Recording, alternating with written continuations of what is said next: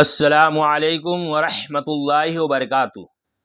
الحمدللہ وحدہ والصلاة والسلام علی من لا نبی بعد اما بعد۔ آج کا موضوع ہے ماہ رمضان میں جہنم سے آزادی۔ اللہ سبحانہ تعالیٰ نے ماہ رمضان میں اپنے بہت سارے بندوں کو جہنم سے آزاد کرتا ہے، جیسا کہ حضرت جابر رضی اللہ عنہ سے روایت ہے کہ رسول اللہ صلی اللہ علیہ وسلم نے ارشاد فرمایا کہ ان للہ تعالی عند کل فطر اتقاء من النار وذالک فی کل لیلہ، سنن ابن ماجہ حدیث نمبر 1643۔ بے شک اللہ تعالی ہر افطاری کے وقت اپنے بہت سارے بندوں کو جہنم سے آزاد کرتا ہے، اور ایسا ہر رات کرتا ہے۔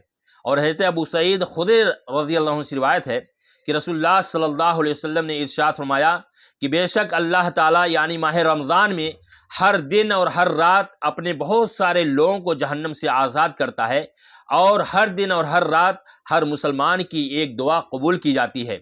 ان احادیث کے پیش نظر ہمیں بھی اللہ تعالیٰ سے خصوصی طور پر یہ دعا کرنی چاہیے کہ اللہ تعالیٰ ہمیں بھی اپنے ان خوش نصیب بندوں میں شامل کر لے جنہیں وہ اس مہینے میں جہنم سے آزاد کرتا ہے، کیونکہ یہی سب سے بڑی کامیابی ہے۔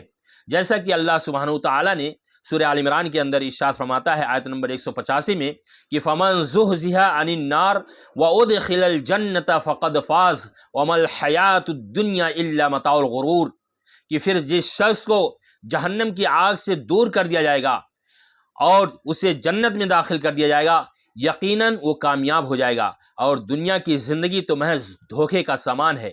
یعنی اس آیت کریمہ سے یہ معلوم ہوا کہ سب سے بڑی کامیابی یہ ہے کہ انسان دنیا میں رہ کر اللہ رب العالمین کو راضی کر لے، اور جہنم کے عذاب سے اس کو بچا لیا جائے اور جنت میں داخل کر دیا جائے۔ یہ سب سے بڑی کامیابی ہے۔ اللہ تعالیٰ سے دعا ہے کہ اللہ رب العالمین ہمیں نیک عمل کرنے کی توفیق عطا فرمائے، اور ہم تمام لوگوں کو صراط مستقیم پر چلنے کی توفیق عطا فرمائے۔ آمین۔ السلام علیکم۔